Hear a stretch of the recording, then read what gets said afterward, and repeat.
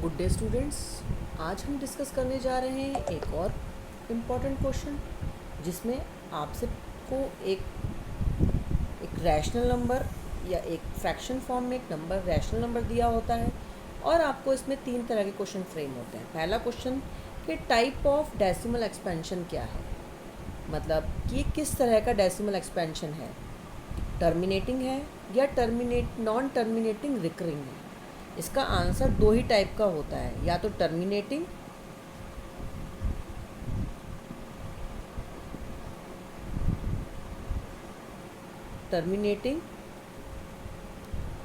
या फिर non terminating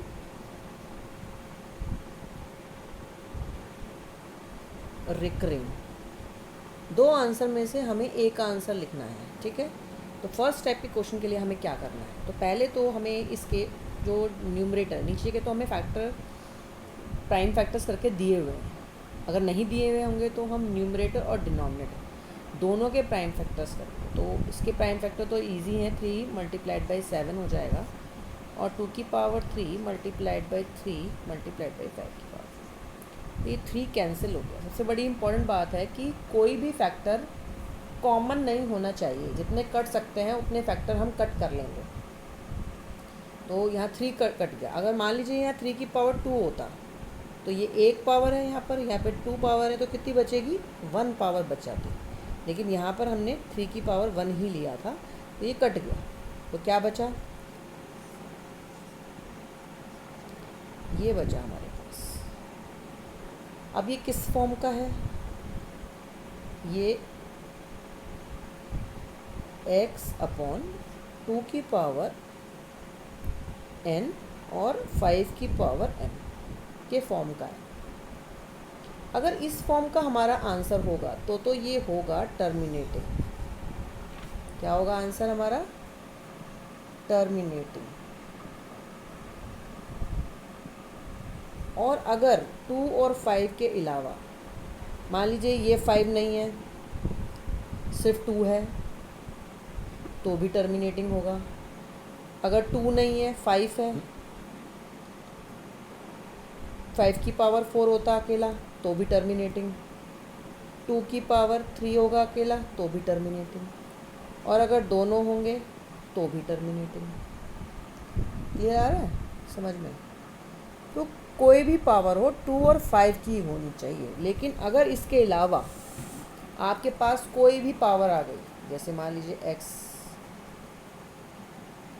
7 upon में 2 की पावर 3 मल्टीप्लाई 7 मल्टीप्लाइड 5 की पावर, तो अगर कोई और पावर आ गई तो हमारा आंसर क्या हो जाएगा, नॉन टर्मिनेटिंग रिकरिंग। क्या आंसर हो जाएगा, नॉन टर्मिनेटिंग रिकरिंग। ये 1 नंबर में पूछा जाता है, लेकिन 1 नंबर भी बहुत इंपॉर्टेंट है क्योंकि इजी होता है, जो हम कर सकते हैं। ज़्यादा नंबर में आएगा तो उसमें और ज़्यादा चीज़ें पूछी जाएंगी। तो ये फर्स्ट पार्ट क्लियर हो गया। अच्छा, अब नॉन टर्मिनेटिंग रिकरिंग है तो इससे आगे हमसे नहीं पूछा जा रहा। टर्मिनेटिंग है तो उसमें पूछा जाएगा कि ये कितने प्लेसेस, सेकंड क्वेश्चन है हमारा, कितने प्लेसेस ऑफ डेसिमल के बाद ये क्या होगा, एंड होगा, टर्मिनेट करेगा। उसके लिए हमें इस पार्ट को देखना है।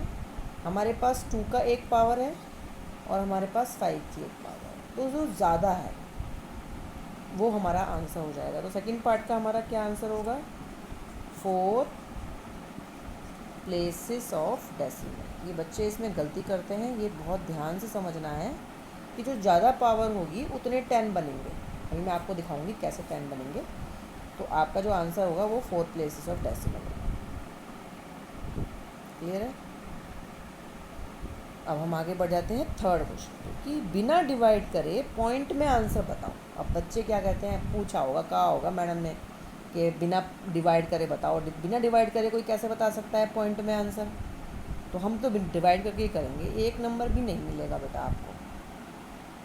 आपको 0 नंबर मिलेंगे अगर आपने डिवाइड करके आंसर लिख दिया। तो अब ध्यान से देखेंगे, हमारा जो फ्रैक्शन आया था वो ये आया है, ये बड़ा है और ये छोटा है। तो इसका मतलब 2 तो 3 बार है और 5 4 बार है। तो तो अगर हम इसमें यहाँ पर 1 2 और लगा दें तो 2 भी 4 बार हो गया, 3 ये और 1 ये 4 बार हो गया। लेकिन कंडीशन ये है कि जो हम यहाँ लगाएंगे उतना ही हमें यहाँ भी लगाना पड़ेगा, क्योंकि फ्रैक्शन का ये रूल होता है, जो भी मल्टीप्लाई आप नीचे करोगे वही मल्टीप्लाई आपको ऊपर भी करना पड़ेगा। समझ आ गया? मान लीजिए यहाँ पर अगर 5 होता तो हम किससे मल्टीप्लाई करते? 2 की पावर 2, क्योंकि डिफरेंस हो गया 2 का, जितना इन दोनों के बीच में डिफरेंस होगा उससे मल्टीप्लाई करेंगे। लेकिन जो छोटा होगा उसे करेंगे, बड़े को नहीं करना, छोटे को। ये कम है ना, इसे मल्टीप्लाई करेंगे ऊपर भी और नीचे। हम वापस अपने क्वेश्चन पे आ जाते हैं। यहाँ 4 है, हमें इसे 1 से मल्टीप्लाई करना है। क्या आंसर मिलेगा? 7 2 ज़ा 14 अपॉन, अब ये कितने 2 हो गए? 4, और कितने 5 हो गए? 4। तो 2 और 5 दोनों ही कितने हो गए? 4 बार हो गए। 2 और 5 दोनों ही 4 बार हो गए। बहुत इम्पॉर्टेंट स्टेप है। अब क्या आएगा? 14 अपॉन 10 4 बार। अब 10 4 बार आ गया तो मतलब 4 प्लेसेस ऑफ डेसिमल। हमने क्या पढ़ा था कि डेसिमल के बाद यानी पॉइंट के बाद 4 नंबर आएंगे। तो 2 तो हमारे पास हैं, ये रे 2 और चाहिए। इसके आगे लगाएंगे तो 1400 बन जाएगा, तो यहाँ लगाएंगे पीछे, और एक पॉइंट के पहले भी लगाएंगे, कहीं भाग ना जाए ये पॉइंट। ये पॉइंट जो है ना, ये इसके पहले एक नंबर कोई होना ज़रूरी है, वरना ये भाग जाता है, उड़ जाता है। जैसे शैतान बच्चे होते हैं ना, वैसे ही ये उड़ जाता है।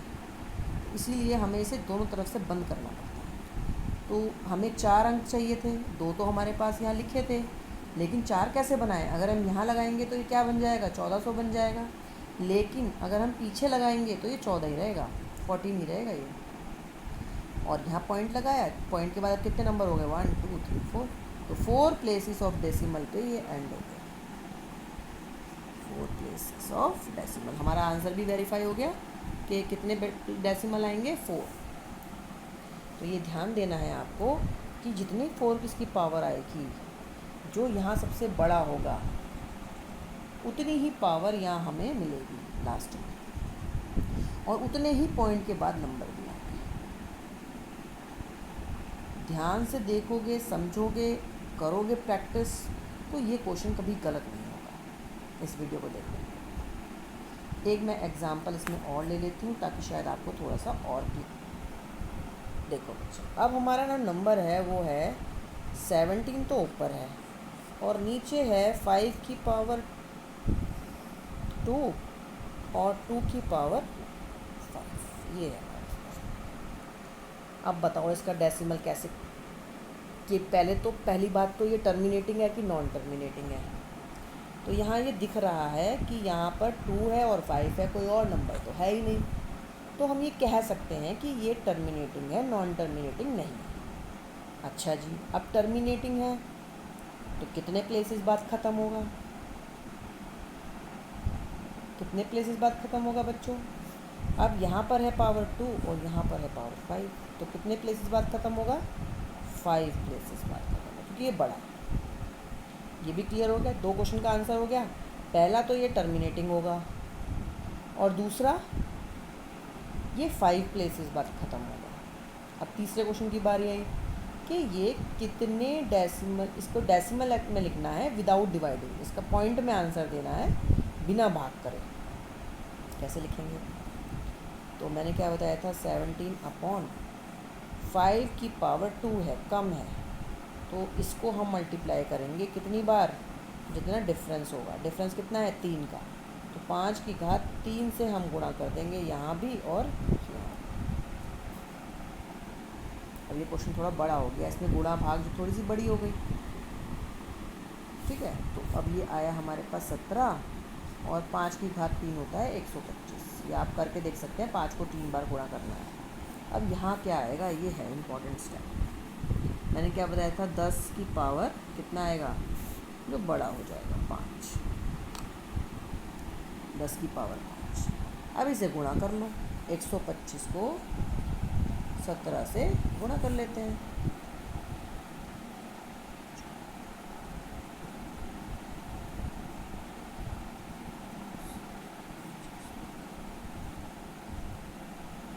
ये मिला हमें, क्या मिला 2125 बटे में 10⁵5।